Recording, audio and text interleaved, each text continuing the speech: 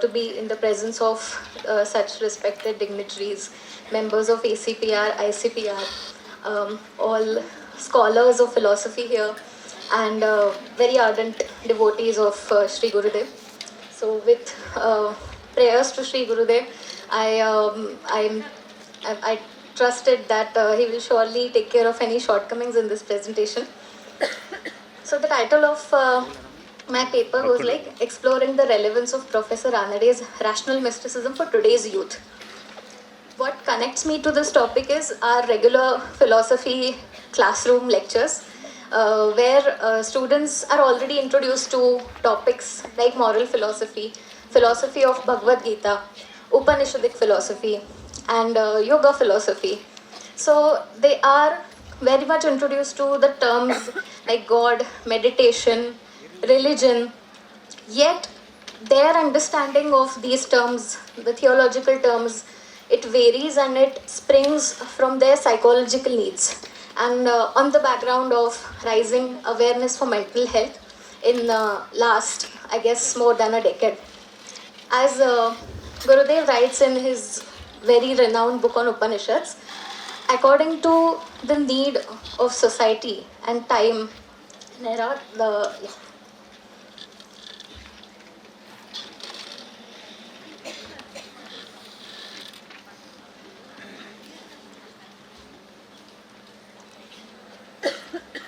So, according to the need of the society, every philosophy keeps evolving. At the time of Vedic society, it was more about the personified images of God. And he says the religious expression changed during Upanishadic times. It was the philosophy of Atman, the soul. The same was interpreted mystically into Bhagavad Gita, and the same was interpreted intellectually during Vedantin times. So I believe today's need is it comes from psychological basis related to mental health, emotional stability, and these are the new terms which Gen Z's young adults, which I have referred here as youth, they often talk about these are the non-negotiable terms in their everyday language, and it is very noticeable that especially after the outbreak of COVID, spiritual content, uses of spiritual apps, spiritual tourism for that matter, all that was very much bloomed, and um, market algorithms, digital algorithms, surveys by executives tell us that it is almost 60% that these Gen Zs, which I'm referring here as students ranging from the age group of 17 to 22. For this paper, this is the meaning of youth and Gen Z here. So they are very much engaged into social media. Almost 60% of their knowledge comes from social media. So hopefully, if any content is designed superficially, God forbid, Plato would have said, I hope they are not finding happiness in the caves. So, yes, moving forward with how it connects to Gurudev's rational mysticism, all of us have heard and all of us have really engrossed into teachings of Sri Gurudev, where he says mysticism or philosophy is a matter of living. It should consist in your everyday life, and it is not just any armchair philosophy. So his formula for hypothesize, experiment, and verification brings out his scientific approach to present philosophy, or to philosophize the traditionally existing or organizational beliefs in philosophy. And as the definition of mysticism goes in the very first page of the preface of Pathway to God in Marathi literature, it is that attitude of mind which gives you a direct, immediate, first hand, and intuitive apprehension of God. So, to relate these terms presented in or under rational mysticism by Gurudev with the current understanding of today's youth, I conducted a survey, a questionnaire based analysis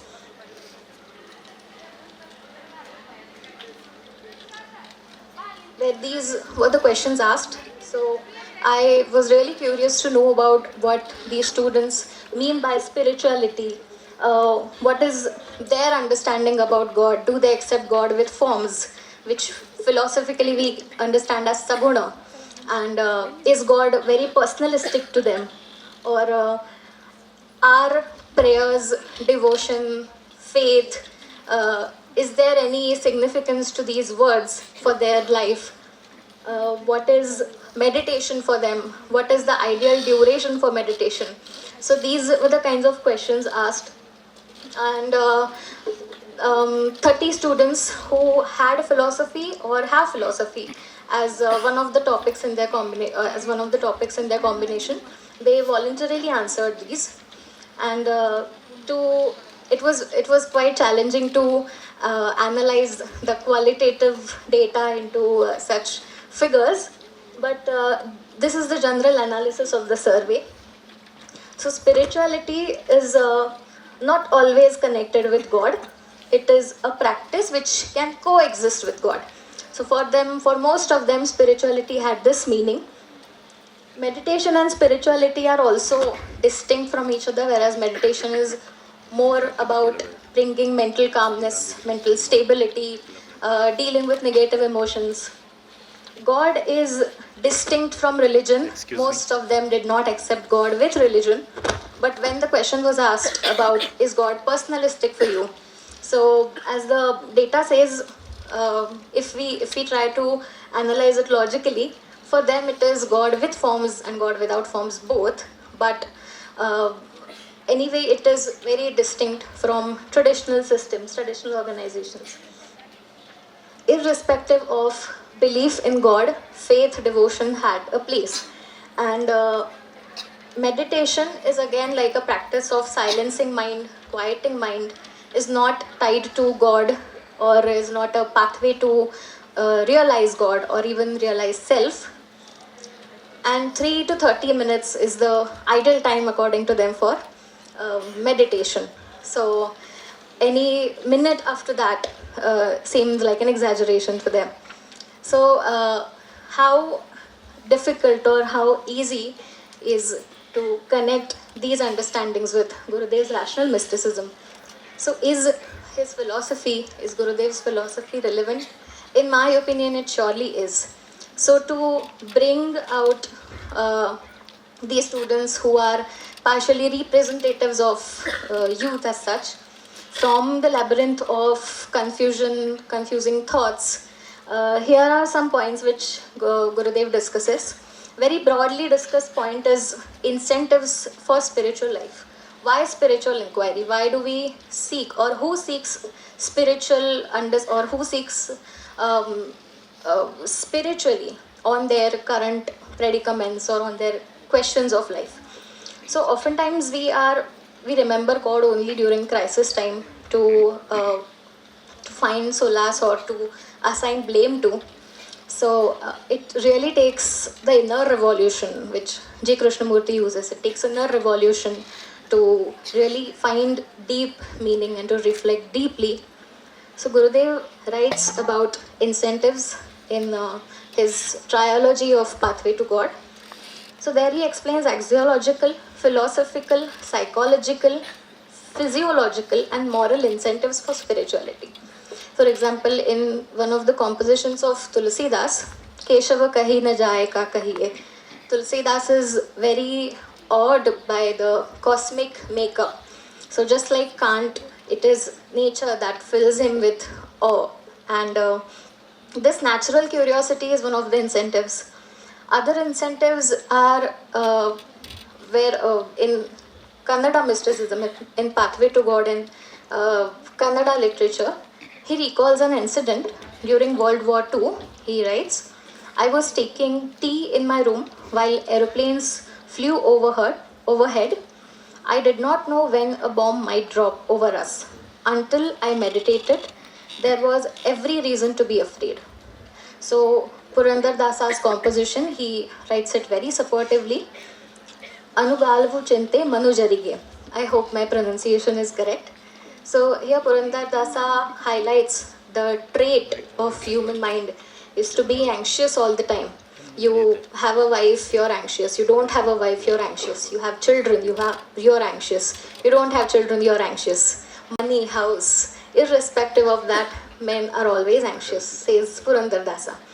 So the only way to get rid of this anxiety, also which we find in Gurudev's recollection of the World War memory, the only way to be Nischinta is to find solace in God and meditate on the name of God. But again, that takes inner evolution. It's not something which we can superficially find. And here again, one of the incentives is used by Kabir Dasa's very famous composition, Kehi Samajhao Sab Jaga Andha. So he writes, a skilled horseman riding an unruly horse might suffer a fall at any moment. So we might seek immediate short-term solutions, and progressive solutions are may not needed, especially at the time of crisis. So there is a critique on this type of trait of human mind. So after exploring the individuals who have extensively wrote about what turns a man into spirituality, in another famous book of Gurudev on Bhagavad Gita, he discusses three antinomies related to God's existence. So once we know what spirituality is and how it connects to God, we need to know what God is according to him. But as you can read here, he places a very less emphasis on abstract debates like this, and his stress is more upon the experiential nature of God. So that connects us with another question which I had asked. Do you believe in God with forms? Is God saguna for you, or is it personalistic? Is it nirguna for you? So Saint Ramdasa writes, Gurudev quotes, when an idol made of stone breaks, the devotee weeps. But this fool does not realize that true God is not found in metals, stones, clay, or pictures. The true God is found elsewhere. Interestingly, one student in the survey mentioned admiring the artistic beauty of idols without attributing it to, finding any religious significance in it. So the spiritual aspirant needs to be really strong intellectually, intuitively, and on mental level to understand the real nature of God. And when it becomes an experience, these antinomies cancel out each other. Another point was the role of Guru, the role of Sadguru. Unlike any alchemy, occultism, mystery, Gurudev's rational mysticism is very distinct, and he stresses a lot of importance on presence of a genuine spiritual teacher. In the survey, most of the students vehemently rejected the presence of any intermediary person. So that comes from their mistrust in general in those who claim to know God. So Gurudev describes some characteristics of a real guru, a real spiritual teacher, in another Kabir Dasa's composition, Voi Satguru Sant Kahave. Some moral characteristics like he or she never indulges in lassitude, weariness, dissatisfaction, acts solely for duty, dedicating all actions to God. Some physiological characteristics. He masters one pointed concentration even while speaking, walking, or moving, controls breathing, attains equanimity of mind and body, and some social characteristics like a true guru uplifts society and shares wisdom with others. Another function of a guru is to impart the shishya, the disciple, with nama, which is the foundation of Gurudev Ranade's philosophy and very much a part of his everyday life. Nama, which is a symbol that carries divine power, Gurudev says, it eventually transforms into the Rupa. So I will get back to this point in a few minutes. So it is through the proper initiation, the Nama transforms into Rupa. Thus Gurudev emphasizes on the practice of spiritual meditation, that is Nama Smarana. and as Nama, as we call it in Nimba. The importance of Guru is also highlighted by Kabir Dasa. Guru Gobind dohu khade, kaake lago paye. Balihari Guru aap hai, Gobind diye bataye. So without Guru showing you the path, no God can be found. Same writes Ramdas, Saint Ramdas in his Das Bodha, the first section of Das Bodha. Nothing really stands between us and God, yet God is not visible for us. So to know the subtleties in ourselves, we need the instrument. And here instrument, as Gurudev would have said, being the instrument in God's hand. So that is the role of a Guru. On duration of meditation, as the disciple progresses eventually, of course with dedication, not just mechanically chanting the name, he says the time can be progressively increased. Starting it maybe from 1 minute, after a month it will be 30 minutes. So without forcing someone into 1 or 2 hours stretched session of meditation, it's better to go gradually. So how do we validate the experience of God? How do we know that we are on a spiritual path? Some effects of God realization which are highlighted by Gurudev. Again, as I said, as the disciple progresses, there is a point where he or she starts finding rejoices during meditation sessions, and again which naturally stems without any forceful effort. So this is one of the marks of God realization. Apart from mystical or spiritual equipoises, there are mental and physical effects as well. And they are, as Gurudev says, inseparable. So, as the markers of God realization, Gurudev immensely talks about different kinds of spiritual experiences: morphic, phonic, photic, auditory, tactile, chronic. So all kinds of experiences which a disciple, which a sadhaka can gain during his journey by the grace of God, by his own way of devoting it into. But I have kept this topic for a separate discussion because it's a vast topic and it's not easy to cover all these points. But the crux is, epistemologically, Gurudev reduces all the pramanas to pratyaksha. So all these experiences are, or the markers of God realization, they are validated by the person, the individual himself or herself. He says the sadhaka heightens in the field of consciousness, improving the functions of intellect, will, and emotion. Every experience is a wide mental state resulting into the realization of self, which is a widening sphere of happiness. Another mental equipoise is the sense of peace, tranquility, which starts growing as the sadhaka turns inward. And just to write a few conclusions, again, as I have begun this paper with an assertion that Gurudev Ranade's rational mysticism stands very much relevant, and if young minds are introduced to these concepts as in their proper pristine form, of course there will be no confusion. I don't think it will be an exaggeration to say this. So the findings show that students are open on reflecting on theological ideas, and Professor Ranade's rational mysticism provides a systematic, scientific, and a very experimental approach to such inquiries, and while deepening philosophical wisdom. And with this, I end my presentation. I really thank all of you for listening to this very patiently.